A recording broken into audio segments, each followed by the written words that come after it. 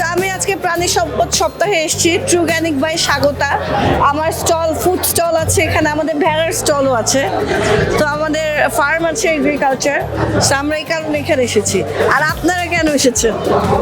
আমরা কেন এসেছি, প্রথমত তো ছেলে মেয়েকে তো দেখাতে হবে, যেহেতু ঢাকায় ওরা বড় হয়েছে, গ্রামে সেভাবে যাওয়ার সুযোগ হয় না চাকরির জন্য। তো ছেলে মেয়েরা আসলে মানে আমাদের গ্রামীণ যে কালচারগুলো আছে, বিশেষ করে প্রাণীর যে বিষয়টা, ঢাকায় তো সেই সুযোগটা নেই। হ্যাঁ, ওরা জানেও না যে আসলে গরু ছাগল কেমন।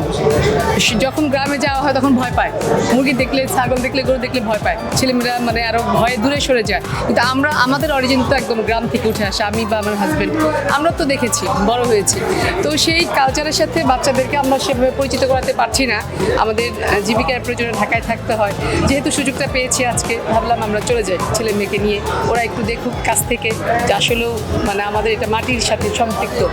এই যে প্রাণী বা যে আমরা যে মাংস খাচ্ছি, আমার ছেলে হয়তো কখনোভাবে দেখেও নি যে কীভাবে প্রসেস করে আমাদের কাছে সেটা আসছে, বা গ্রামের যে কৃষক যারা এটার সাথে জড়িত তারা কতটা কষ্ট করে।